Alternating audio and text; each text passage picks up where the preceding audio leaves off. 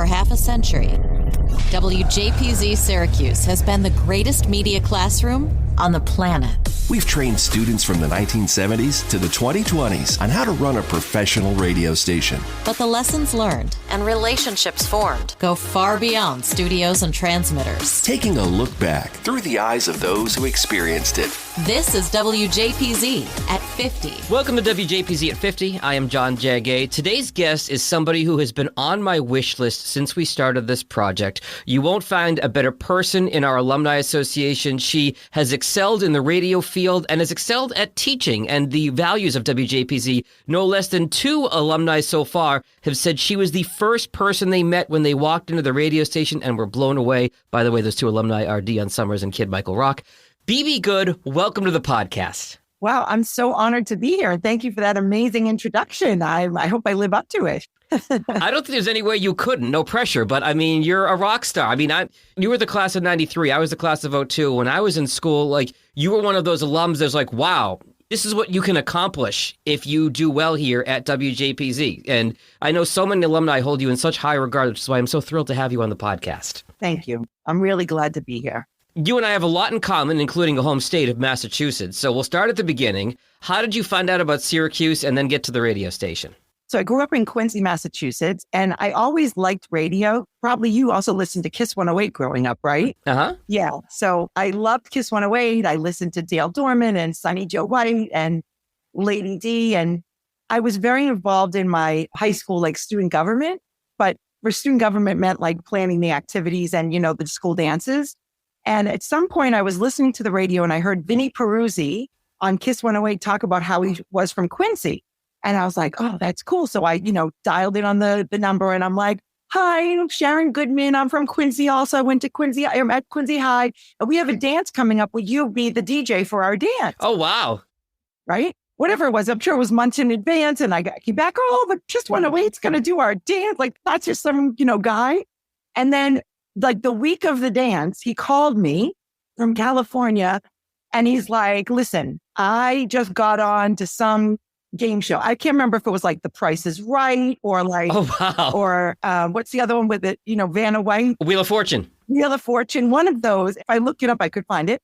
He's like, so I'm not going to make it back for your dance. And I'm like, oh no, I'm going to I've been selling this Kiss 108. He's like, but don't worry, I'm going to have another DJ coming. I'm thinking, oh no. And he said, I'm going to send Lady D. And I was like, you what? Lady D, like my idols. Anyway, Lady D, the real Diana Steele from Kiss 108, came and did this dance. And I was like, totally hooked. Like I just, probably stood right next to her the whole night, asked her a million questions and whatever. And so that was kind of what made me love radio, I guess, growing up listening to it. Mm-hmm. And then I heard about Syracuse and knew there was like a radio and television program.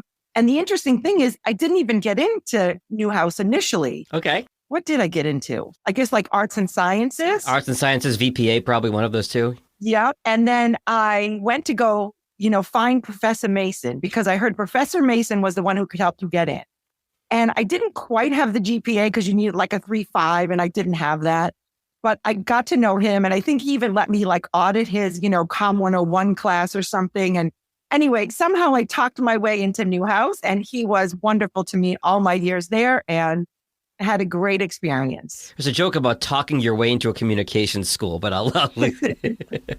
So you're on campus, you're obviously focused on getting into Newhouse. How did you come upon WJPZ? So I got to campus a little early because I was in the marching band. Okay. So I feel like I was very involved with marching band right at the beginning. So I don't remember exactly when I made it to the radio station, but I do remember like Hollywood Hal was one of the first people I met and Scott Meach and Brian Lapis. And they were all like really friendly, kind of, silly. And I thought, oh, this is a fun place, and I really don't remember the progression of how it went, but I definitely started off being a DJ, in the middle of the night, 2 to 4 in the morning, 4 to 6 in the morning, and then kind of worked my way up. I did a little bit of news, which is really not my thing. And I definitely had some time when I was on the morning show, like John Beck, I remember doing stuff with John Beck and Steve Donovan was after me, so it couldn't have been Steve Donovan, although I have... He was 2 years behind you. He was 95, so you would have been at the same time, so that's very possible, yep. Yes. And Carl Weiser and a bunch of these guys. And, I feel like that was just like my hangout place, between classes, whenever I wasn't doing other things, I was there, right? My happy place. Calling it my happy place is just something that has echoed through 50 plus years of this radio station, that I feel like so many of us have gone in and had that impression of, wow, this is like a real warm, welcoming environment. Why don't we come in? They're so inviting. Let me get involved with this place. And when I'm not in class, this is probably where I'm going to be. Absolutely. Absolutely. Anything else from your time at Z? Funny stories and other relationships you can think of? Well, yeah. I mean, I had so many friends. A big group of my friends came from there, like, Dave Gorab and Beth Russell and Bette Kestin and Jeanne Schad. And this is going to be the shout out show, by the way. So she told me before we started recording that she had notes. She didn't want to leave anybody else. So I don't want to get in your way. Continue. Yes, okay. Well, I was going to say, I was also Charlie Catron, Rob Catron did I think the Friday night party, and there was a bunch of us that would come in and, be his studio audience, I guess. I don't know. We were there for that. And Brian Lapis, Lippy was just great. I feel like he was like the DJ coordinator or whatever. Okay. Used to sit down with me and give me like air check reviews and that kind of thing, which was helpful. Yeah. Oh, and Tina Mussolino, she said she remembers me training her. I said, I can't even believe that. But when I saw her at the banquet, she was reminding me of that. And now she's a professor at Newhouse, Tina Perkins, and she has edited a few of these podcasts for me. She's wonderful. Tina Perkins, that's for sure. So impressive. Yeah. There was Melanie Kushnir, who was a friend of mine from a couple of years behind. And at one point, she organized a trip and we went up to Canada because her dad was like Celine Dion's manager. Oh, my goodness. Yeah. We went to go see a Celine Dion concert and she brought us backstage and Celine Dion comes out and goes, "Oh, Melanie." And she's like it's like her kid, Oh, wow. So that was a pretty impressive time and a fun trip. Yeah, there were just so many wonderful people that I got the chance to interact with at Z89. It's like a long time ago, old memories, but great memories, It feels like 30 years ago and 30 seconds ago at the same time, I bet. Yeah, really.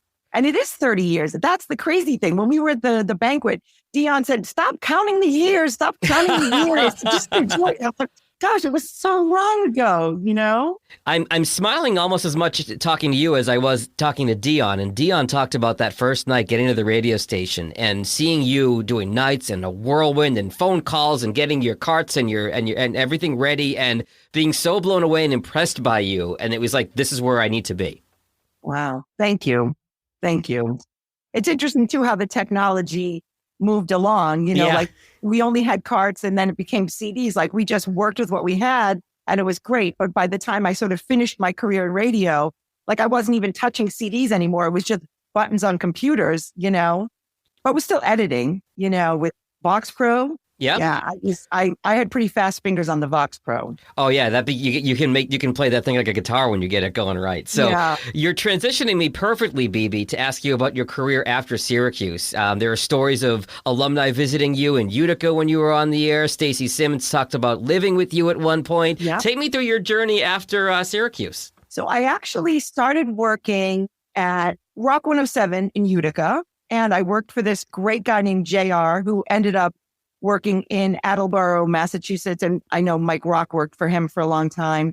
And I was doing like weekends and while I was still in school. And at some point, the night guy left. Okay. And they offered me the night show for like a pathetic amount of money, which I'm not even going to say on the radio if I can even remember it. And I looked at my parents and I said, "Oh my gosh, I got offered this full-time job." And they're like, no, you have to finish, get your degree, then you can go take this job. And so the amazing thing is they saved the job for me. Like they put in people. And I did some, when I had days off or I had shifts I couldn't cover, I covered. But they basically saved the job. And as soon as I graduated in May, like I moved right to Utica and this night job was waiting for me. And we used to do this crazy thing. We did like the, top 5 at 9 or something. And, it was like they're calculated. What was it? Hold on a second. Calculated, tabulated, something like that. Yeah, calculated, cooptated, whatever. And here it is. And then we gave away BB freebies and we did like all this fun stuff. And so that was amazing. It was also the first job that I got fired from when they closed the radio station or changed the format or something. Right. And I also made some amazing friends there, like Bill Keeler, who I ended up working with other times in my career. He was the morning guy there. Yeah, I lived with Stacy Sims. She was amazing, wonderful roommate. And she actually met her husband in Utica, who she, very happily married to, thank God. I mean, I think part of the reason why I had good success in Utica was like every listener was my friend. And every time I went and did any event, like listeners would come up to me and be like, remember, I'm so-and-so, I called you. Oh yeah. And so I honestly felt like the reason why it was successful was because all my friends were listening and then they'd all come out to events. And, so the listeners became like my crew, You can see that in a small market sometimes. And that's such a great lesson that we've taught DJs for 50 years of JPZ is you're not talking to, hey, all of you out there in Radio Land. You're talking to that one person listening. And that's how you develop that relationship and that friendship. It's sometimes a lost art. So I'm really glad to hear you say that. Yeah, it was a really good training ground after Z89 for me. And it was also really, going through the process of the station changing hands or whatever that caused us all to lose our jobs also was, good training for me. And I ended up kind of working my way back to Boston. So I went from Rock 107 to Fly 92 in Albany, where you'd fly to win. I also, my crazy memory from Fly 92 is I was working like overnights there. So I got into the station, a couple hours early to get prepped and whatever. And I was sitting in the DJ office or the conference room or something, and I had TV in there. And I watched the O.J. Simpson, the Ford Bronco chase. Yes. Wow. So that's my memory of Flight 92. I think that's 94, if memory serves, 1994. I think. Right. And then I went from there. I worked in Hartford at KISS 95.7, maybe. That's right. Yeah, KISS 95.7. Yeah. Okay. J-Bo Jones. And I think I had What to Do with Lippy and, Brian Lapis when I was there.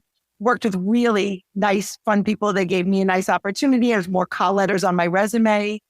And then I ended up in Kicks 106 in North Attleboro, and then made my way to Jam in 94.5 in Boston and worked for legendary people, Cadillac Jack McCartney and Baltazar and Ralphie Marino. And I think by then Lady D was there. I got the chance to actually work with Lady D, which was like, wow, There you are. You're at Jam and you're working at your hometown radio station in Boston. That's amazing. Yeah. But I was working like crazy overnight shifts on the weekends. It wasn't a full-time gig.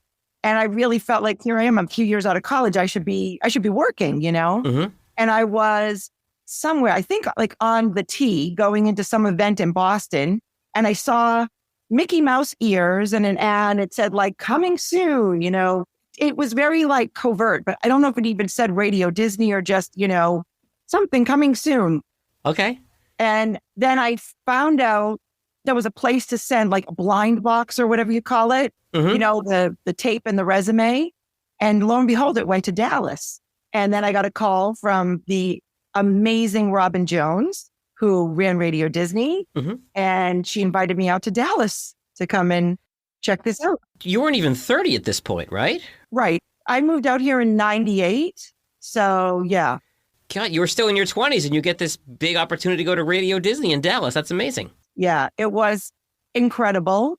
And so I moved out here. I did the midday show for Robin and worked with just amazing, amazing people.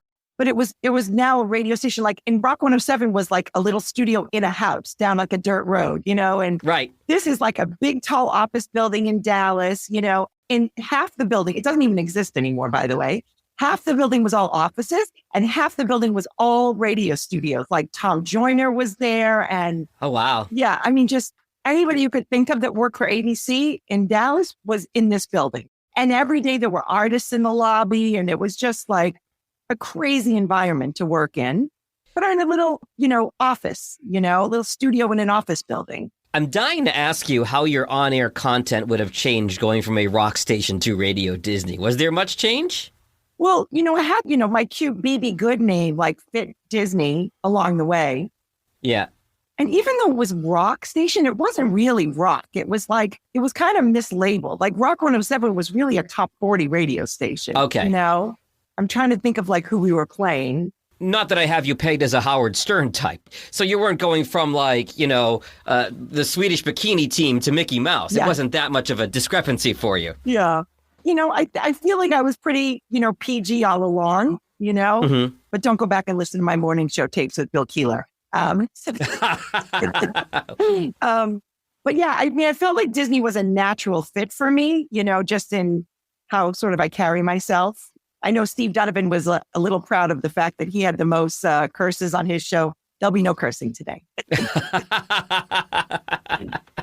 I wouldn't expect that out of you. So you're at Radio Disney, and that opens you up into the opportunities of the wide world of Disney, right? Right. So first of all, I got to do amazing things and so many incredible interviews and just working with an incredible staff.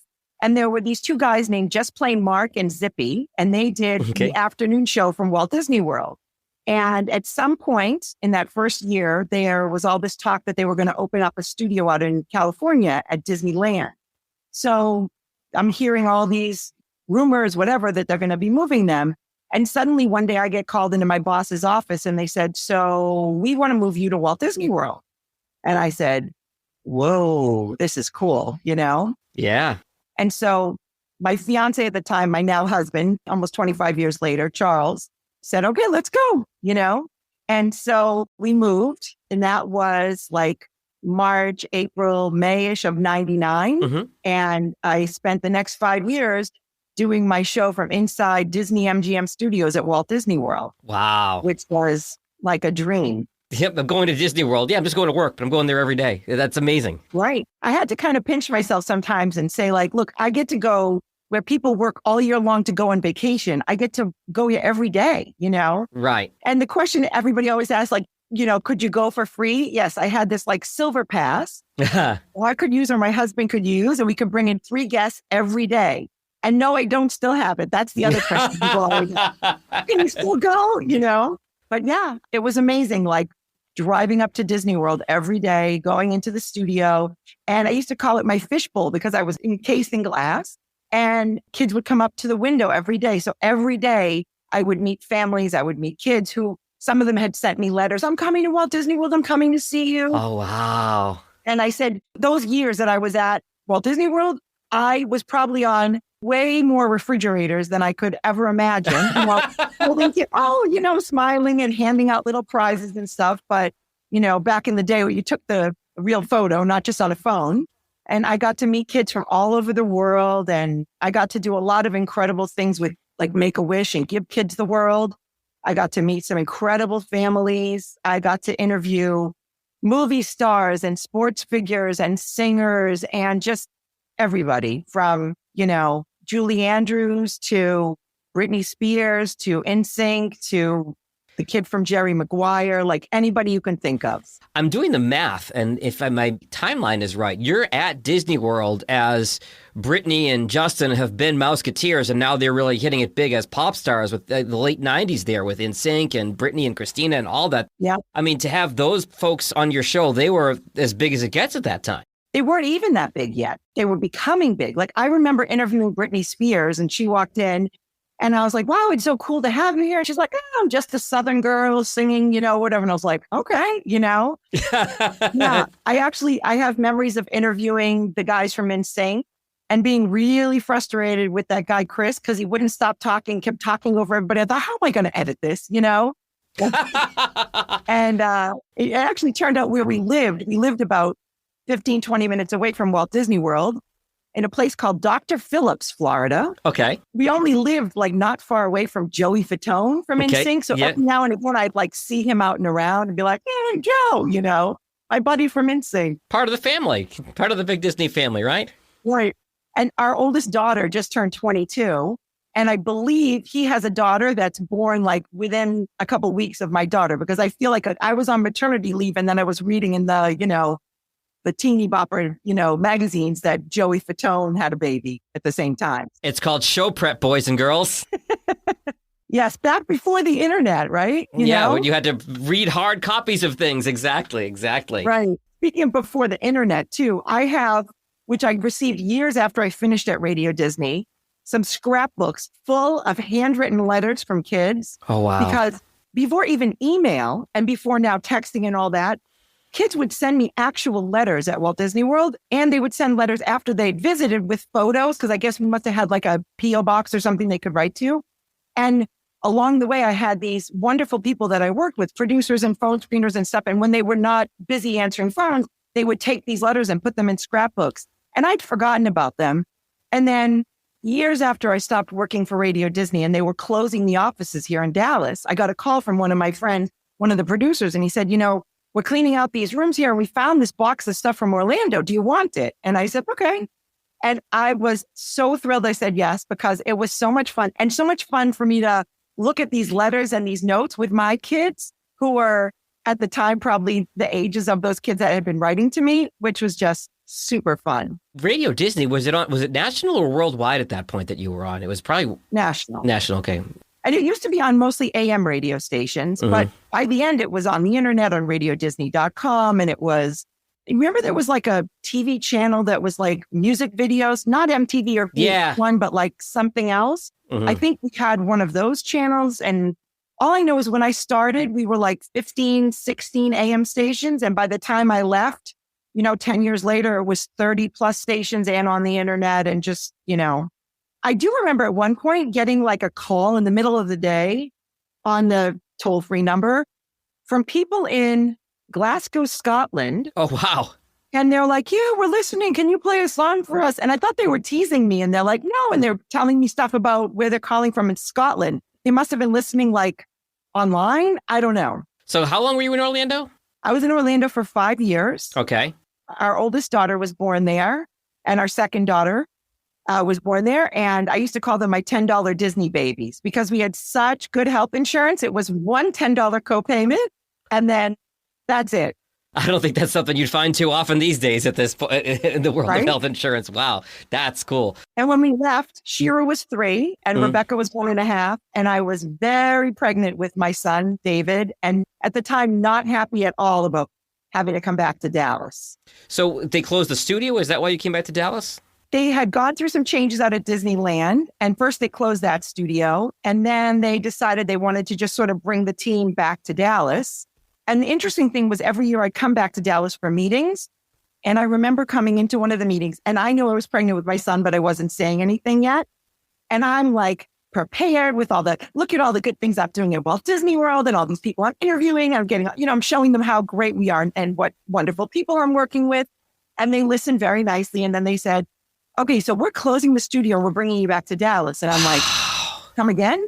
And the crazy thing was it hit me like, I don't know, like a ton of bricks, whatever. Yeah. I did not see this coming at all. My husband had just started nursing school. He had a second career. I was pregnant with my son, but no one knew yet. I thought, who's going to hire a pregnant DJ, right? And I had 2 little kids. And we owned a home in Orlando. Thought, oh my gosh, we have to sell our house. Anyway, it all worked out. But needless to say, I had a lot of conversations with God over those times. Like, what are you doing to me? Yeah. But 20 something years, or how many years now? We're 19 years almost in Dallas. I'm so grateful to be here. I love Dallas. I love living here. It was a good move. So was it still Radio Disney that you worked for in Dallas, or what happened after you moved out to Dallas? They moved your job. I basically came back to the job I left. So I went back to that, beautiful office building in Dallas. And I don't remember exactly how we carried it off on the air, other than to just say I was back in I think at some point they had us like sort of acting, as big sisters, camp counselors, babysitters, whatever. So at some point I was BB Good in the treehouse. I had a treehouse or something, it was all like clear of mine. We went through a couple different changes, So how long were you at Radio Disney back in Dallas once you headed back to Dallas? Another 4 years. Mm-hmm. And it's interesting. They had given me like a contract for 2 years with a, chance of a year extension. And in my head, when I got back here, I'm like, we're here for 2 years and then we're leaving. We're going Hollywood, New York City, back to Boston. I don't know. Dallas. What are we doing in Dallas? And sure enough, 2 years became 3 years, 3 years became 4 years. And at that point, there was talk about moving Radio Disney out to California, to Burbank, to the Disney Channel building.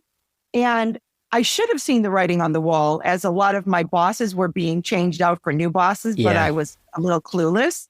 And at some point, I went in for a meeting with one of the new bosses, and they said, we love you. You're great, but we're not renewing your contract. And in 2 months, you're going to be, out on the street. Ugh. And I was like, oh, but wait, I'm not replaceable. I'm going to be good, But at that point in my life, I had a 2-year-old, a 4-year-old, a 6-year-old, and an 8-year-old. My husband had finished nursing school, so he was gainfully employed, thank God. And, it was a time to sort of take a break, make a new path.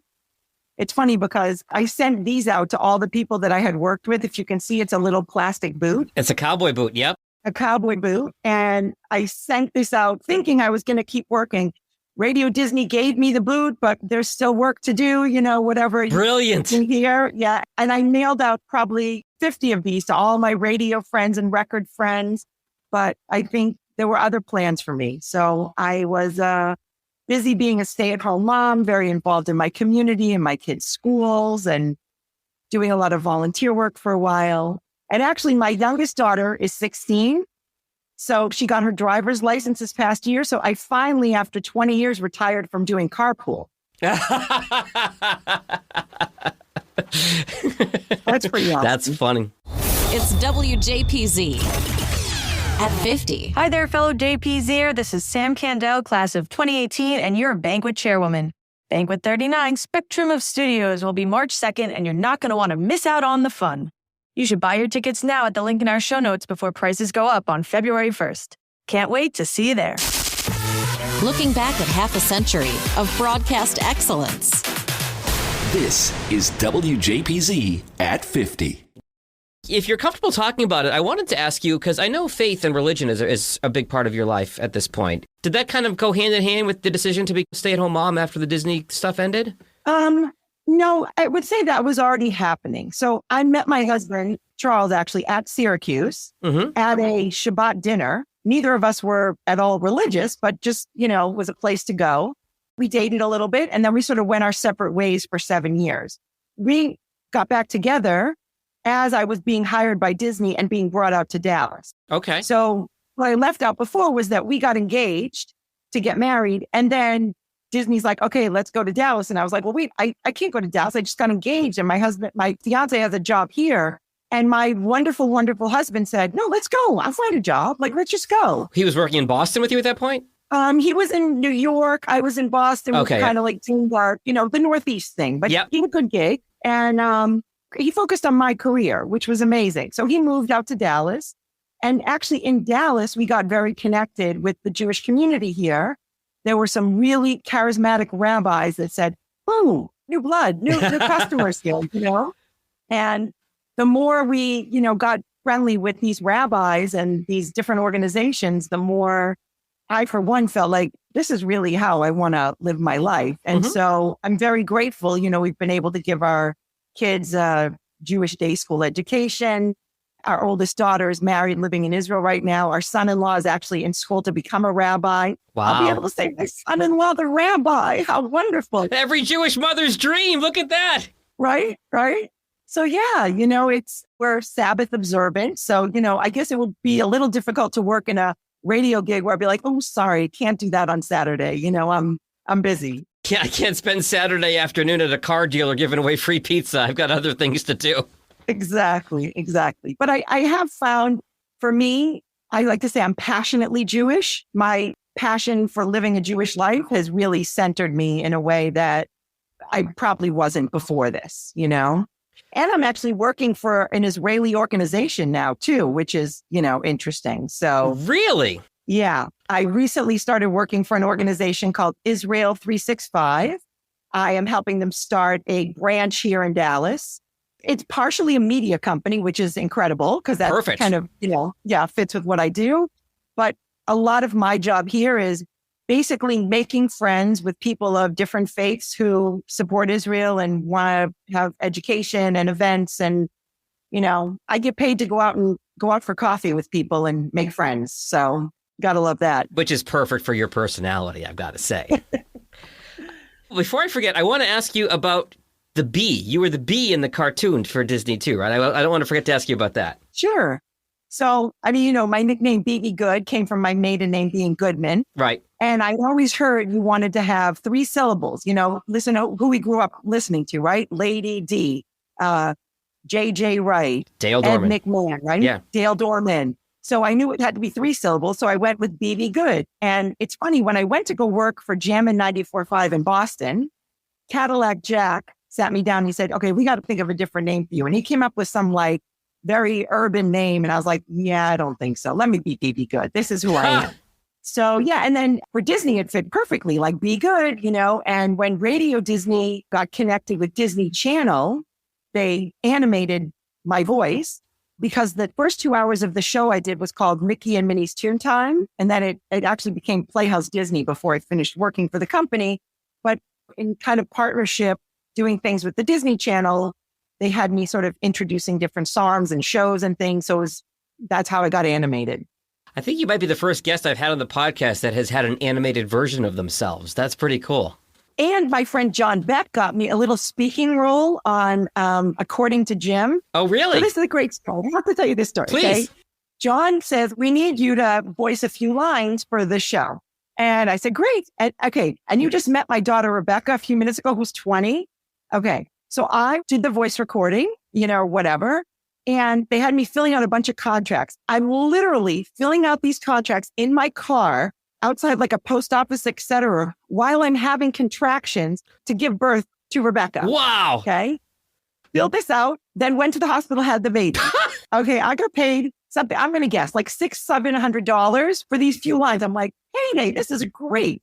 The funny thing is I still get checks 20 years later from that one line or 2 lines on the show. Now, granted, the checks now are like $7 or $8, but I have over 20 years got checks from that one line on According to Jim. The syndication royalties. Oh my gosh. It's amazing. I'm like, John, I called John, can you give me a few more lines on some shows? Man, this is great though. The money's just rolling in. He's like, Phoebe, it's like $5. I'm like, I know, I'm buying Starbucks on you this week, What was the role? It's actually very funny. The character who played, I think, Jim's brother or Jim's brother-in-law. It was his birthday. And they wanted me to be like, Phoebe Good on Radio Disney. And we've got to say happy birthday to so-and-so and so-and-so.